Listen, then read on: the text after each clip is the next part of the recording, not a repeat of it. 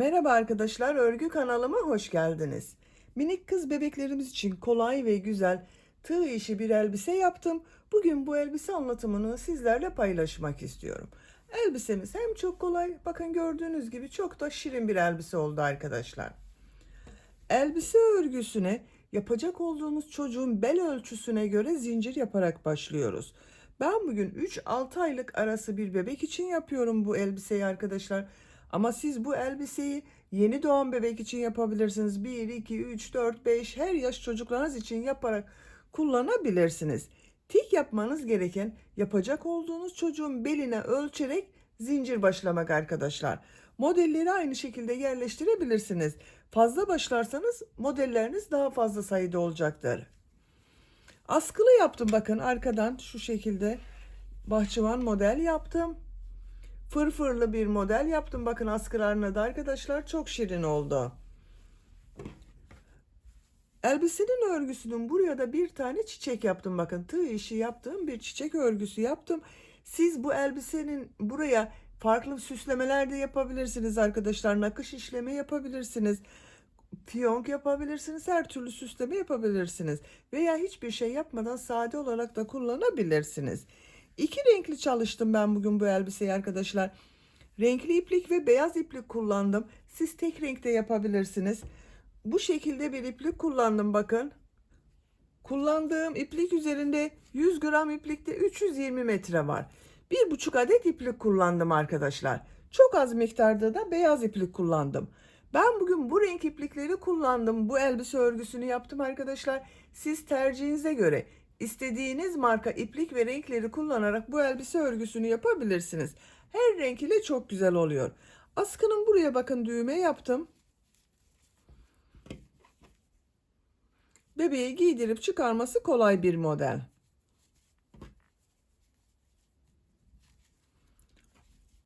Bu elbise örgüsünde tığ olarak 5 numara 3 milimetre tığ kullandım. Elimin sıklığına göre bu tığı kullandım. Yumuşak bir örgü elde ettim arkadaşlar. Sizin eliniz sıkıysa yaptığınız ölçü daha küçük olacaktır. Onun için biraz fazla başlamanız iyi olur arkadaşlar. Eliniz sıkıysa yaptığınız örgülerde sert olur. 3,5-4 milimetre tığları kullanırsanız çok daha güzel olur arkadaşlar.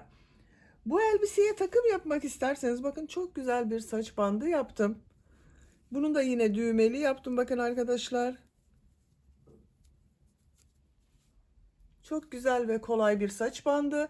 Bunun da anlatımını yaptım. YouTube kanalıma yükledim.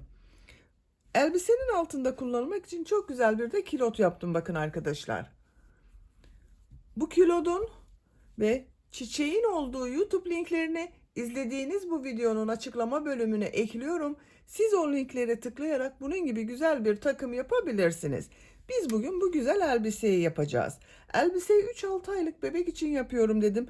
Ölçülerini videonun sonunda santimetre olarak ölçerek gösteriyorum arkadaşlar. Tekrar ölçerek zaman geçirmek istemiyorum.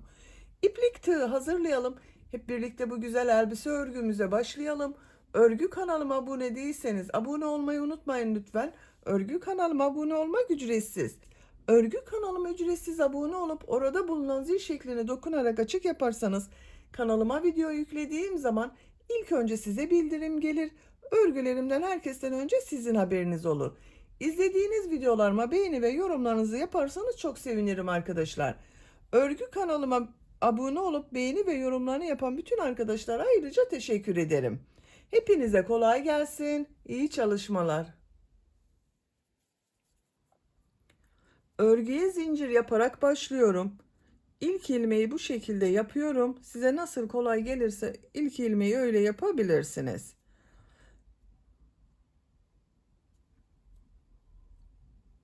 Çok sıkı zincirler yapmıyorum arkadaşlar. 88 zincir yapalım. 88 zinciri yaptım. Bakın çok sıkı zincirler yapmadım arkadaşlar. 88 zincirin kaç santimetre olduğunu ölçüyorum.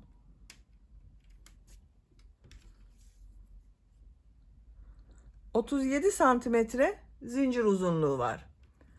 Benim elimin sıklığına göre 37 santimetre için 88 zincir yaptım arkadaşlar.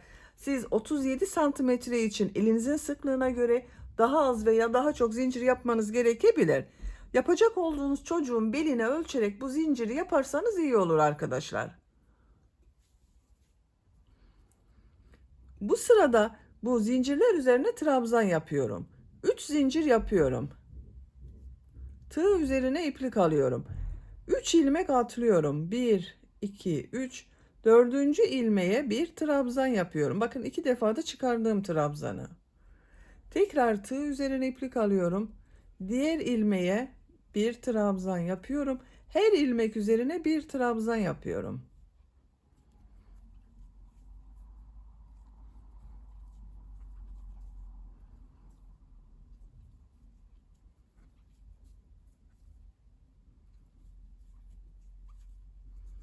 Bakın bu şekilde görünüyor arkadaşlar.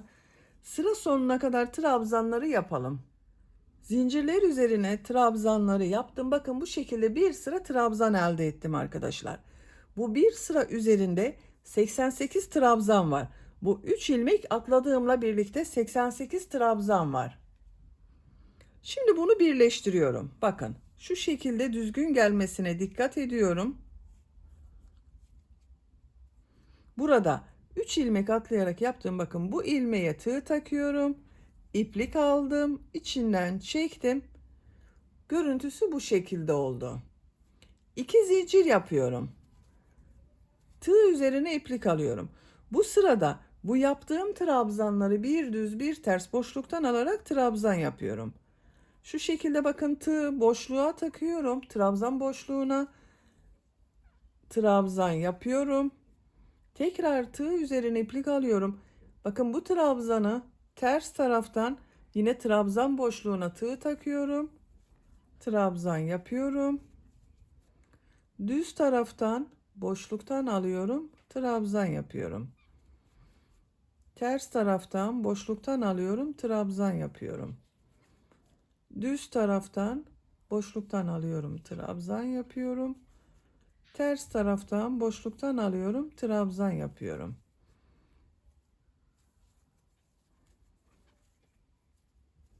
Bakın bu şekilde bir düz bir ters boşluktan alarak yaptığımız için görüntüsü böyle oluyor arkadaşlar. Burayı da birleştirelim. Bakın şu 3 ilmek atlayarak yaptığım bu ilmeğe tığ takıyorum. İplik aldım, içinden çekiyorum. Bakın burayı birleştirdim. İlmek alıyorum, sıkı çekiyorum bakın burayı. Sıra sonuna kadar bir düz bir ters boşluktan alıp trabzan yapalım. Sıra sonuna kadar trabzanları bir düz bir ters boşluktan aldım, trabzan yaptım. Son trabzanı bakın düz taraftan boşluktan aldım, trabzan yaptım. Bu yaptığım trabzanı burada yaptığım 2 zincir var. Bu ilmek ile ilmek kaydırma yaparak birleştiriyorum. Bakın bu 2 zincirde ters tarafta görünen trabzan oldu. Bakın arkadaşlar görüntüsü böyle. 3. sıradayız. Bu sırada bu yaptığım trabzanları nasıl görüyorsam o yönde boşluktan alıyorum, trabzan yapıyorum. 2 zincir yapıyorum. Tığ üzerine iplik alıyorum. Düz görüyorum. Düz taraftan boşluktan alıyorum, trabzan yapıyorum. Bakın ters tarafta görüyorum. Ters taraftan boşluktan alıyorum, trabzan yapıyorum. Düz tarafta görüyorum. Düz taraftan boşluktan alıyorum, trabzan yapıyorum. Ters tarafta görüyorum. Ters taraftan boşluktan alıyorum, trabzan yapıyorum.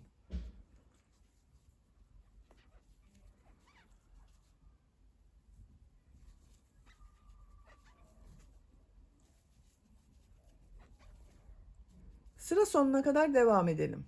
Trabzanları nasıl görüyorsam o şekilde boşluktan aldım, trabzan yaptım. Sıra sonuna kadar tamamladım. İlmek kaydırma yaparak birleştirdim. 1, 2, 3 sıra oldu arkadaşlar. 3 sıranın kaç santimetre olduğunu ölçüyorum. 2 santimetre genişlik var.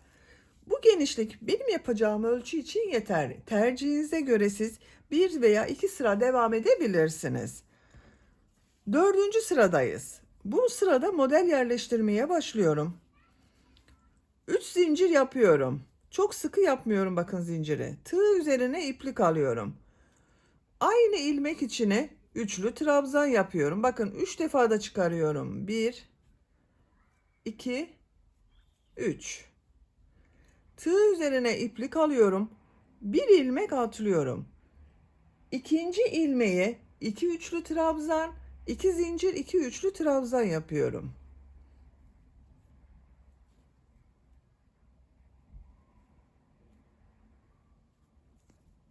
Bir,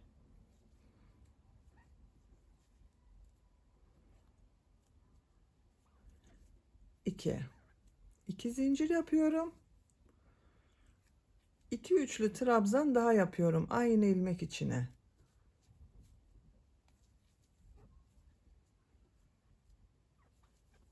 Bakın model 2 üçlü trabzan, 2 zincir, 2 trabzan oldu arkadaşlar. Tığ üzerine iplik alıyorum. 2 ilmek atlıyorum. Bu ilmek içine bir üçlü trabzan, bir zincir, bir üçlü trabzan yapıyorum.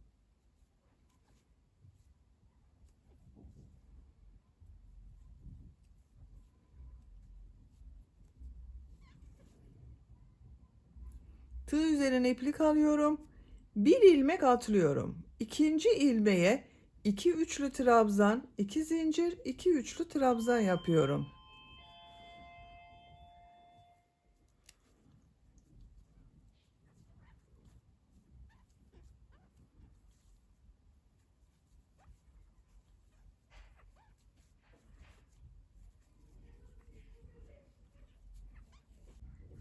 Bakın 2 üçlü trabzan, 2 zincir, 2 üçlü trabzan yaptım.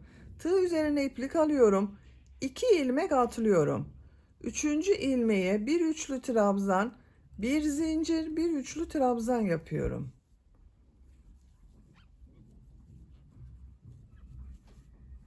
Tığ üzerine iplik alıyorum. Bir ilmek atlıyorum. 2 üçlü trabzan, 2 zincir, 2 üçlü trabzan yapıyorum.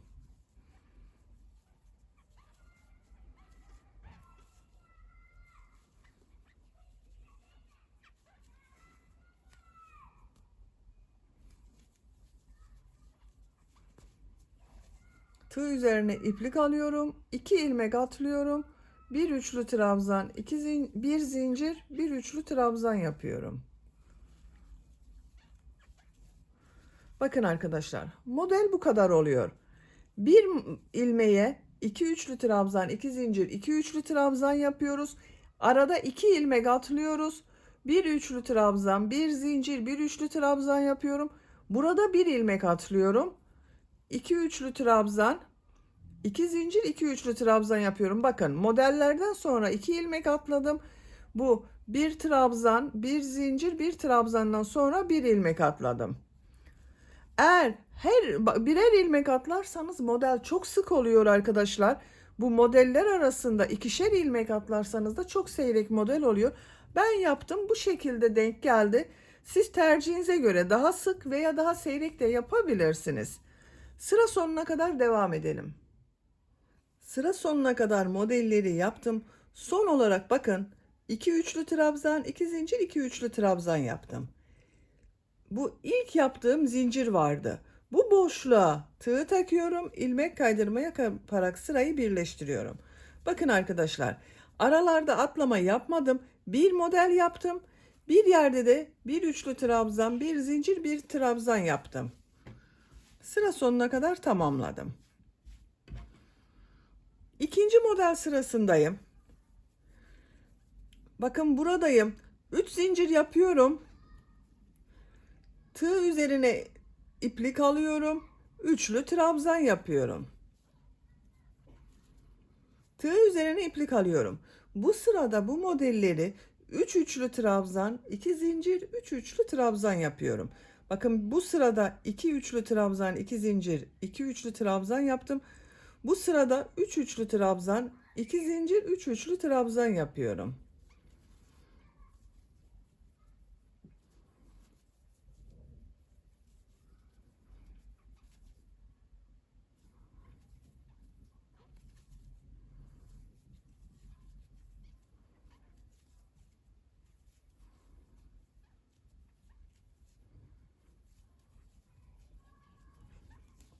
Üç üçlü trabzan, 2 zincir, 3 üçlü trabzan yaptım.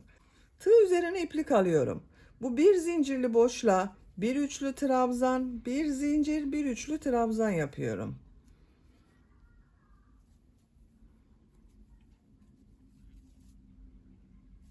Tığ üzerine iplik alıyorum. Buraya 3 üçlü trabzan, 2 zincir, 3 üçlü trabzan yapıyorum.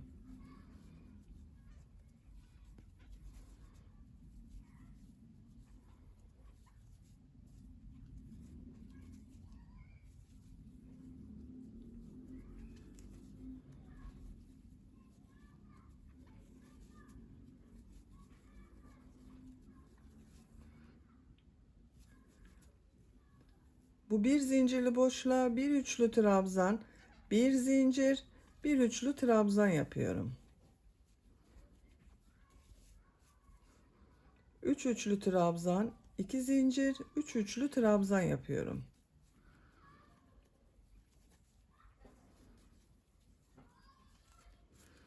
Bakın arkadaşlar, bu şekilde. Sıra sonuna kadar devam edelim. Modelleri sıra sonuna kadar yaptım. Son yaptığım modeli sıra başında yaptığım bu 3 zincir ile ilmek kaydırma yaparak birleştiriyorum. Bakın arkadaşlar. Modellerin görüntüsü böyle oldu. 3 üçlü trabzan, 2 zincir, 3 üçlü trabzan yaptım. 1 üçlü trabzan, 1 zincir, 1 üçlü trabzan yaptım. Örgü bu şekilde devam edecek artık. 3 zincir yapıyorum. 1 üçlü trabzan yapıyorum. Diğer model ortasına 3 üçlü trabzan, 2 zincir, 3 üçlü trabzan yapıyorum.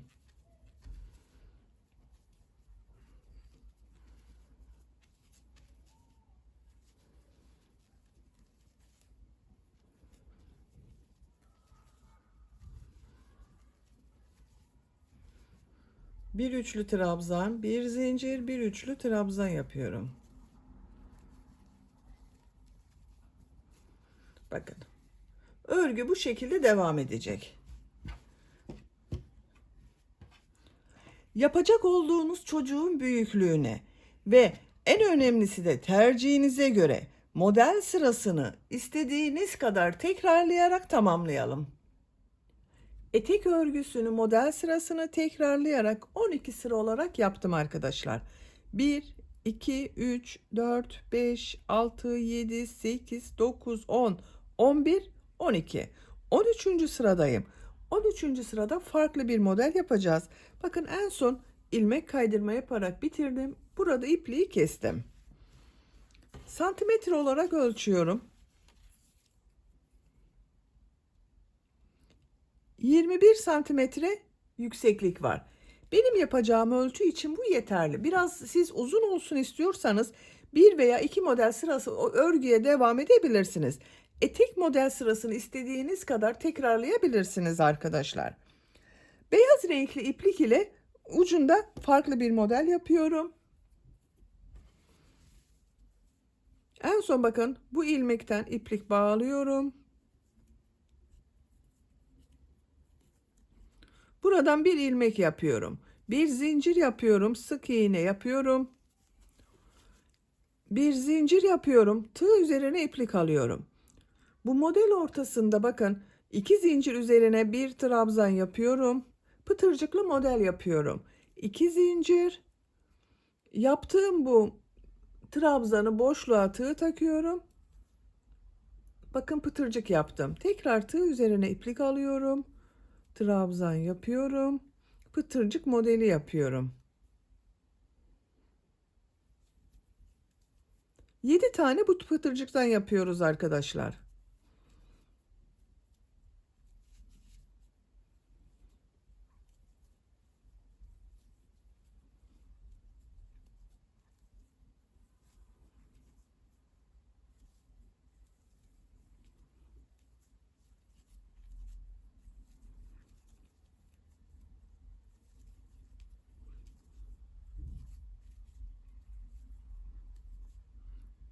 İki, dört, altı, bir tane daha yapıyorum. 7.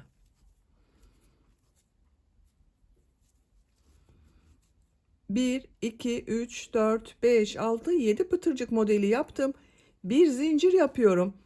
Bakın bu bir üçlü trabzan, bir zincir, bir üçlü trabzan yaptım. Bu boşluğa Sık iğne yapıyorum.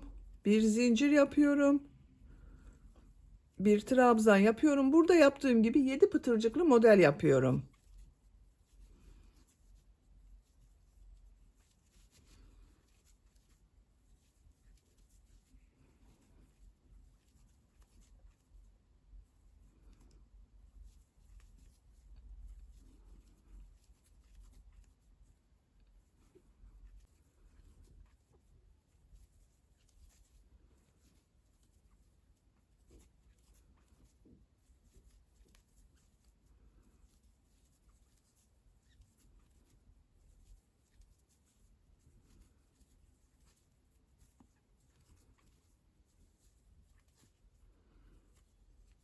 Bakın 7 pıtırcık modeli yaptım. Bir zincir yapıyorum, sık iğne yapıyorum. Bir zincir yapıyorum, diğer modele başlıyorum.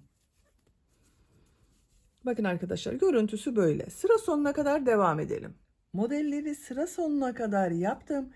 Bir zincir yapıyorum. Burada yaptığım sık iğne ile ilmek kaydırma yaparak birleştiriyorum. İpliği kesiyorum.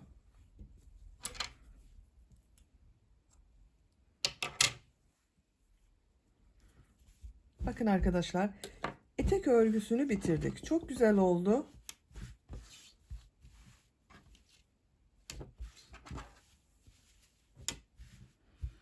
Eteğin örgüsünü bitirdik. Şimdi yaka örgüsünü yapacağız. Buraya bir ön yaka çalışması yapıyorum. Daha sonra arka bölüme askılar yapacağız.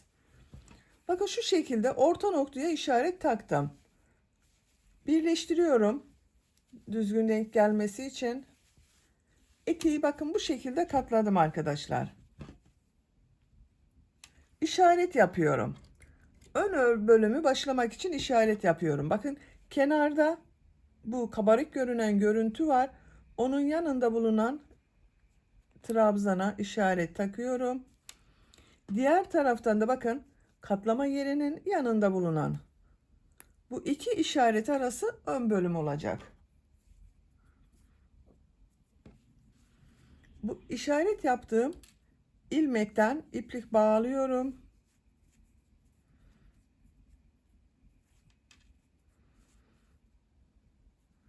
Bakın bu trabzandan bir ilmek yapıyorum. 3 zincir yapıyorum. İlk 7 trabzanı bir düz bir ters boşluktan alıp trabzan yapacağız. Bakın şunları arkadaşlar. Bu 3 zincirde bir trabzan. Bu ters tarafta görünüyor. Ters taraftan boşluktan alıyorum, trabzan yapıyorum. Düz taraftan boşluktan alıyorum, trabzan yapıyorum.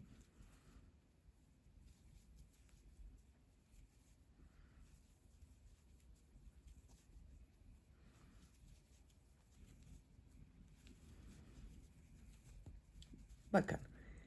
1, 2, 3, 4, 5, 6, 7 trabzan yaptım. Şimdi düz trabzanlar yapacağız. Sıra sonunda 7 trabzanı da burada yaptığım gibi bir düz bir ters boşluktan alıp trabzan yapacağız. Tığ üzerine iplik alıyorum. Eksiltme yapmak için bir ilmek atlıyorum. İkinci ilmeğe trabzan yapıyorum. Bakın üzerine yaptım. Diğer ilmeklere trabzan yaparak devam ediyorum.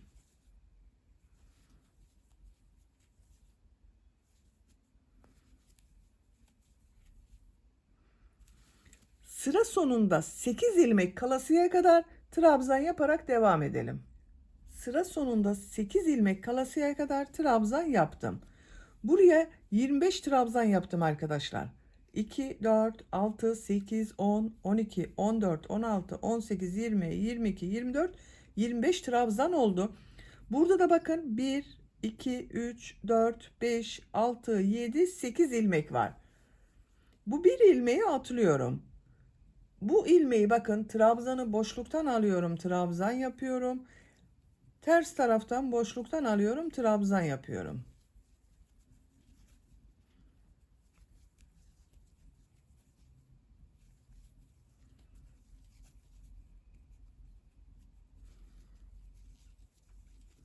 Bu işaret yaptığım trabzanı da düz taraftan boşluktan alıyorum, trabzan yapıyorum. Bakın yakanın örgüsünü başladık. 7 trabzanı başta boşluktan aldım, trabzan yaptım. Ortada 25 ilmek üzerine trabzan yaptım. Sıra sonunda da 7 trabzanı boşluktan alarak trabzan yaptım. Benim yaptığım ölçüde sayılar bu şekilde denk geldi arkadaşlar. Eğer siz bu bel örgüsünü daha fazla sayıda başladıysanız bu sayılar değişir. Sizin daha fazla olacak. Ama işaretleri bel örgüsünün buradan aynı takarsanız olabilir. 3 zincir yapıyorum. Örgüyü çeviriyorum. Bu sırada trabzanlar üzerine trabzan yapacağız. Bu boşluktan aldığımız trabzanlarda nasıl görüyorsak o yönde boşluktan alıp trabzan yapacağız. Bakın ters taraftan boşluktan alıyorum, trabzan yapıyorum. Düz taraftan boşluktan alıyorum, trabzan yapıyorum. Ters taraftan boşluktan alıp trabzan yapıyorum.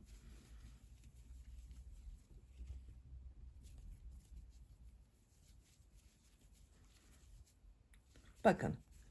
İlk 7 trabzanı nasıl görüyorsam o yönde boşluktan aldım, trabzan yaptım. Örgünün ters tarafındayım. Bu sırada kesme yapmıyorum. Her ilmek üzerine trabzan yapıyorum. Örgünün düz tarafından yaparken sıra başında ve sıra sonunda birer defa kesme yapacağız arkadaşlar. Bakın ilk ilmek üzerine trabzan yapıyorum. Atlama yapmadım. Diğer ilmeklere trabzan yaparak devam ediyorum. Buraya kadar devam edelim. Bu sırada eksiltme yapmadan bakın trabzanlar yaptım. Son ilmeğe de trabzan yaptım. Kenarda bulunan 7 trabzanı nasıl görüyorsam o şekilde boşluktan alıyorum, trabzan yapıyorum.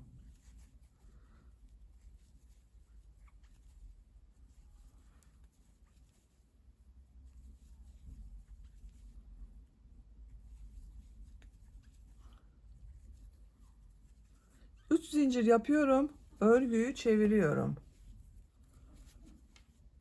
İlk 7 trabzanı nasıl görüyorsam o şekilde boşluktan alıp trabzan yapıyorum.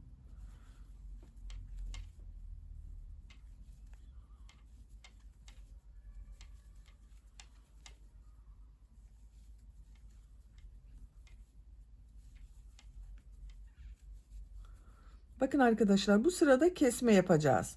Bir ilmek atlıyorum. İkinci ilmeğe trabzan yapıyorum. Diğer ilmekler üzerine trabzan yapıyorum.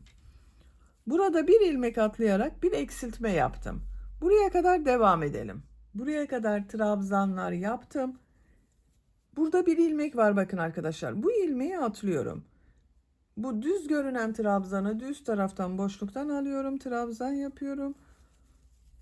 Ters tarafta görüneni ters taraftan boşluktan alıyorum. Trabzan yapıyorum.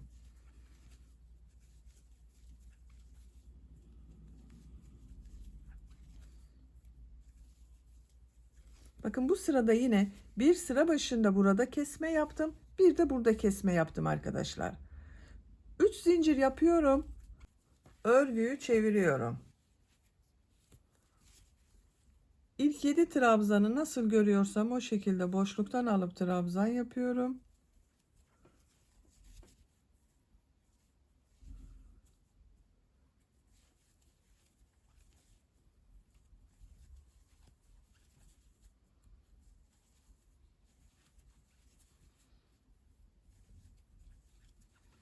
Bakın bir alt sırada kesme yaptım. Bu sırada kesme yapmıyorum arkadaşlar. Her ilmek üzerine bir trabzan yapıyorum. Atlama yapmadım bakın. Diğer ilmeklere trabzan yaparak devam ediyorum. Buraya kadar devam edelim. Bu sırada kesme yapmadan bakın her ilmek üzerine trabzan yaptım. Kenarda bulunan 7 trabzanı nasıl görüyorsam o şekilde boşluktan aldım, trabzan yaptım. 3 zincir yapıyorum. Örgüyü çeviriyorum. İlk 7 trabzanı nasıl görüyorsam o şekilde boşluktan alıyorum, trabzan yapıyorum. Bu sırada kesme yapacağız arkadaşlar.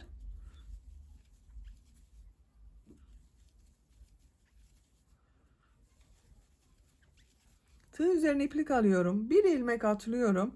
İkinci ilmeğe trabzan yapıyorum. Diğer ilmeklere trabzan yaparak devam ediyorum. Buraya kadar devam edelim. Buraya kadar trabzanları yaptım.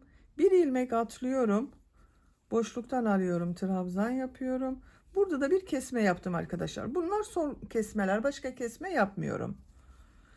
Nasıl görüyorsam o şekilde boşluktan alıyorum. Trabzan yapıyorum.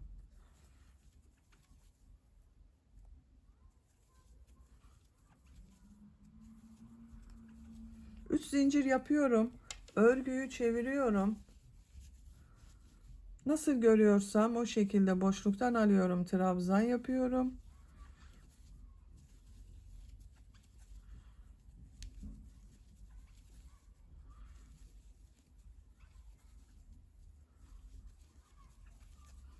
Bakın atlama yapmıyorum. İlk ilmek üzerine trabzan yapıyorum. Bu şekilde devam ediyoruz arkadaşlar. Buraya kadar devam edelim. Buraya kadar her ilmek üzerine trabzan yaptım. Son 7 ilmeği nasıl görüyorsam o şekilde boşluktan alıyorum, trabzan yapıyorum.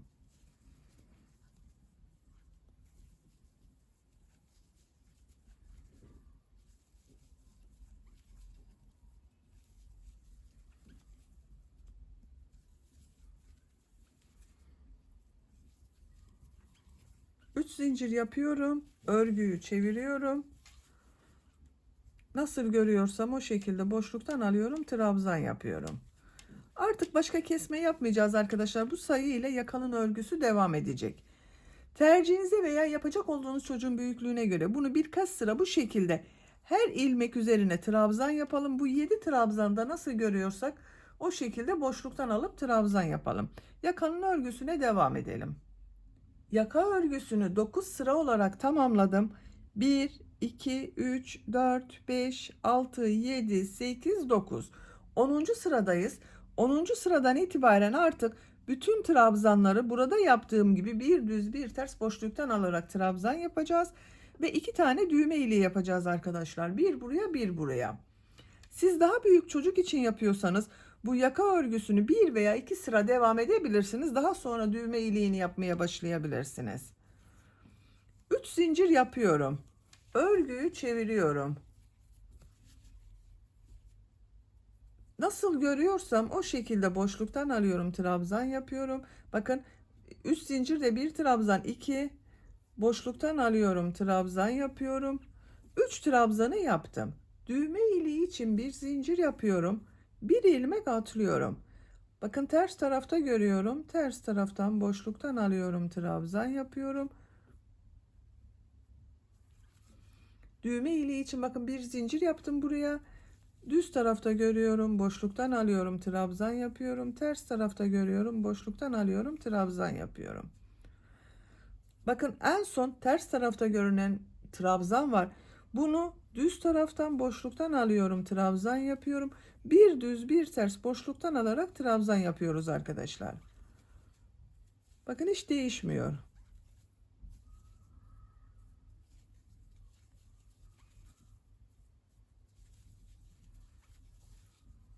Sıra sonunda 4 ilmek kalasıya kadar devam edelim. Sıra sonunda 4 ilmek kalasıya kadar bakın bir düz bir ters boşluktan aldım, trabzan yaptım. 1, 2, 3, 4 ilmek boş bakın. Düğme iliği için bir zincir yapıyorum. Tığ üzerine iplik alıyorum. Bir ilmeği atlıyorum. Bakın bu ilmek ters tarafta görünüyor. Ters taraftan boşluktan alıyorum, trabzan yapıyorum. Düz tarafta görüyorum. Düz taraftan boşluktan alıyorum, trabzan yapıyorum. 3 zincir yapıyorum. Örgüyü çeviriyorum. Bakın düğme iliklerinin yerini belirledik. Şimdi bunların üzerinden trabzan yapacağız. Bu bir zincir üzerine daha belirgin olacak arkadaşlar. Nasıl görüyorsam o şekilde boşluktan alıyorum, trabzan yapıyorum. Bakın 3 trabzanı yaptım. Bu bir zincir üzerine bir trabzan yapıyorum. Diğerlerini nasıl görüyorsam o şekilde boşluktan alıyorum, trabzan yapıyorum. Bakın düğme iliği daha belirgin oldu. Diğer düğme iliği yaptığımız bu bir zincire kadar devam edelim. Düğme iliğine kadar tamamladım. Bu bir zincir üzerine bir trabzan yapıyorum. Düz tarafta görüyorum. Düz taraftan boşluktan alıyorum, trabzan yapıyorum. Ters tarafta görüyorum. Ters taraftan boşluktan alıyorum, trabzan yapıyorum. Son trabzan üzerine yine trabzan yapıyorum. İpliği kestim arkadaşlar bakın. Yaka örgüsünü böylece bitirmiş oldum. Bakın buraya 2 tane düğme iliği yaptık. Bir buraya, bir buraya. Yaka bölümünü bitirdik. Şimdi askılarını yapalım. Elbisenin arka bölümden askılarına başlıyorum. Bakın orta noktayı buldum. Bir etek bölümünün belini yaparken birleştirme yaptığım yer orta noktası arkadaşlar.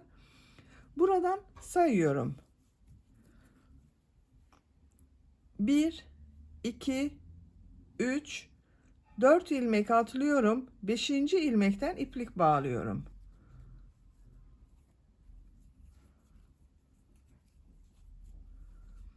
Beşinci trabzanı şu şekilde boşluktan alıyorum, ilmek yapıyorum.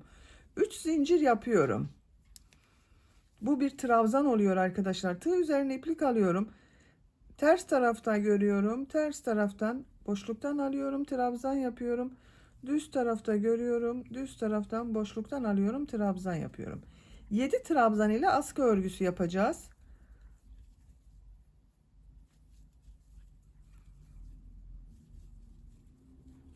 Bakın 1, 2, 3, 4, 5, 6, 3 zincirle birlikte 7 trabzan oldu. 3 zincir yapıyorum.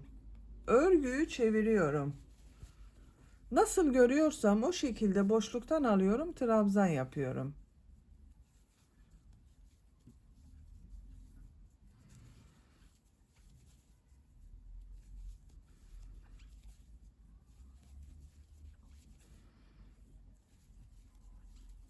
Üç zincir yapıyorum, sıra sonunda örgüyü çeviriyorum.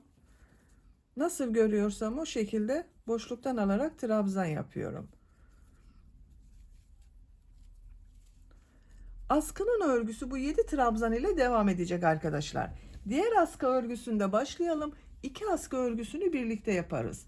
İpliğin diğer ucunu alıyorum, bakın. İpliğin içinden çıkardım. Buradan sayıyorum. 5 ilmekten sonra askıya başladım. 1, 2, 3, 4, 5. Buradan başlayacağız. 7 ilmekte askı için ayırıyorum arkadaşlar. Bakın 1, 2, 3, 4, 5, 6, 7. İplik bağlıyorum.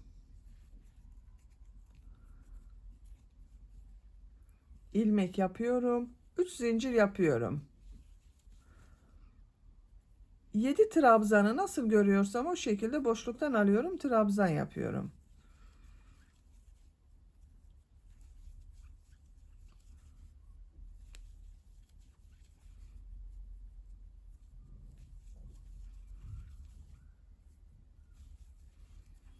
Bakın 1, 2, 3, 4, 5, 6, 7.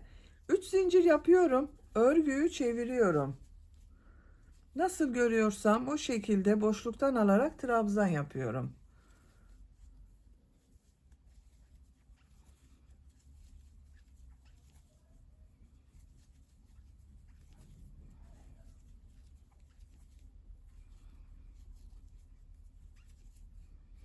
Üç zincir yapıyorum.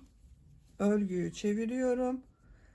Nasıl görüyorsam o şekilde boşluktan alarak trabzan yapıyorum. Bu askının örgüsü de bu şekilde devam edecek arkadaşlar. Bakın 2 askı örgüsünü başladık. Bu 2 askı arasında kaç boşluk bıraktığımı sayıyorum, bakın. 1, 2, 3, 4, 5, 6, 7, 8, 9 boşluk var arkadaşlar. 9 ilmek boş bıraktım. Siz daha büyük çocuk için yapıyorsanız bu askı örgüsünü ben 5. ilmekten başladım. Siz 7. ilmekten başlayabilirsiniz. Her iki askının örgüsünü bu şekilde büyütebilirsiniz. Her iki askının örgüsünü yapacak olduğunuz çocuğun büyüklüğüne göre bu sıraları tekrarlayarak tamamlayalım arkadaşlar. 2 askı örgüsünü tamamladım. Askı ucuna birer tane düğme diktim arkadaşlar. Bu düğmeleri bakın elbisenin buraya takacağız şu şekilde. Buraya düğme ilikleri yaptım. Onlara takıyorum.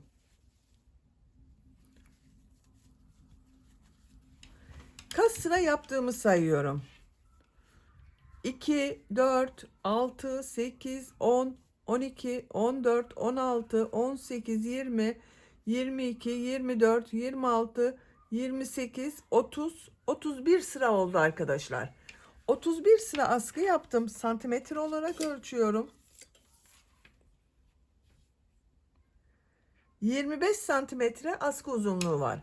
Benim elimin sıklığına göre bu şekilde oldu. Siz daha büyük çocuk için yapıyorsanız çocuğunuzun üzerine de ölçebilirsiniz. Daha uzun da yaparak bu düğmeyi biraz daha geriye yaparsanız bebeğinizin boyu uzadıkça uca doğru alabilirsiniz.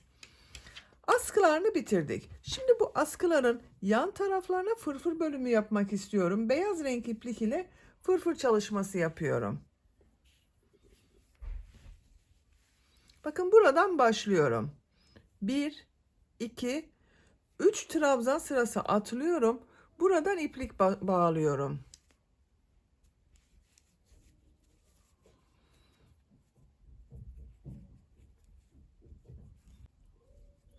Buradan bir ilmek yapıyorum. 3 zincir yapıyorum. Tığ üzerine 2 defa iplik doluyorum. Bu sırada arkadaşlar bu her trabzan sırasına 4 üçlü trabzan yapıyorum. Bakın 2 defa iplik doladım. 3 defa da çıkarıyorum. 2 ilmekten çektim. Tekrar 2 ilmekten çekiyorum. Tekrar 2 ilmekten çekiyorum.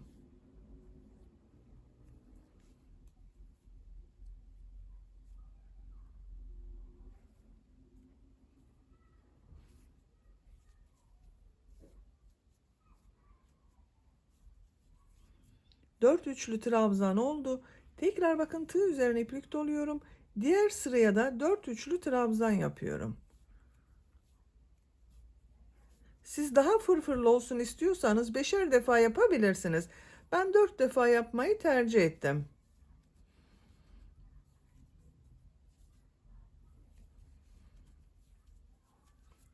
Dört üçlü trabzan yaptım. Tekrar buraya da 4 üçlü trabzan yapıyorum.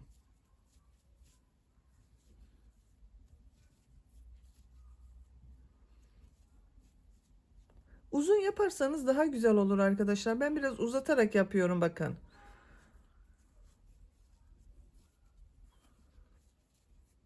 Her sıraya 4 üçlü trabzan yaparak sıra sonuna kadar devam edelim. Üçlü trabzan yaparak askının diğer uç noktasına kadar tamamladım arkadaşlar. Bakın. Bu şekilde fırfırlı bir görüntü elde ettim. En son trabzan sırasına da 4 üçlü trabzan yaptım. Bunu etek bölümüne birleştiriyorum. Bakın tığ üzerine iplik almadan ilmek kaydırma yaparak birleştiriyorum. İpliği kesiyorum.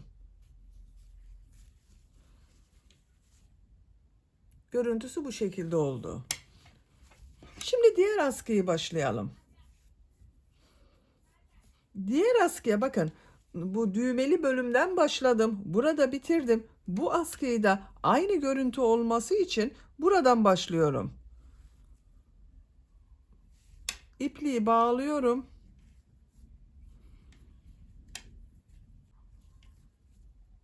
Buradan bir ilmek yapıyorum.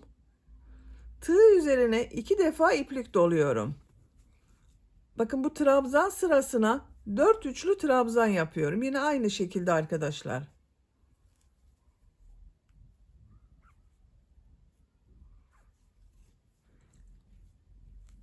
Her trabzan sırasına 4 üçlü trabzan yapıyorum.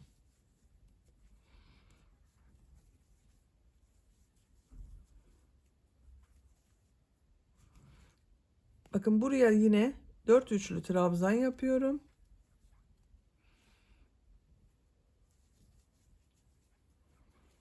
Çok sıkı yapmazsanız iyi olur arkadaşlar bu trabzanları. Bu askıyı yaptığımız gibi. Bakın bunu 3 trabzan sırası atladım. Fırfırlı bölüme başladım. Bunda da sıra sonunda 3 trabzan boş kalacak arkadaşlar. Bu düğmeyi yaptığımız yere kadar üçlü trabzanlar yaparak devam edelim. Üçlü trabzan yaparak bakın buraya kadar tamamladım arkadaşlar. 1, 2, 3 sıra kaldı. Burada bitirdim. Diğer askıyı başlarken de bakın burada üst sıradan sonra beyaz renkli iplik ile başladım. Burada da bitirdim arkadaşlar. 3 zincir yapıyorum. İlmek kaydırma yaparak birleştiriyorum bakın burasıyla. İpliği kesiyorum.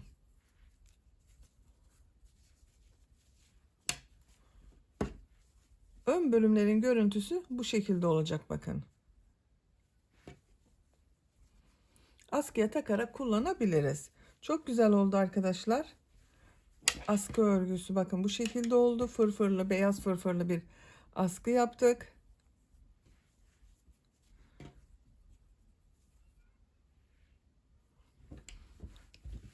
Böylece örgüyü bitirdim. Bitmiş olarak size ölçülerini söylüyorum. İlk önce bel örgüsünün buradan gövde genişliğini ölçüyorum. 23 santimetre. Esnek arkadaşlar, bakın beli esnek. Yüksekliğini ölçüyorum. Etek yüksekliğini ölçüyorum. 23 santimetre. Yakadan itibaren yüksekliğini ölçüyorum. 32 santimetre. Ben bugün 3-6 aylık bir bebek için yaptım arkadaşlar.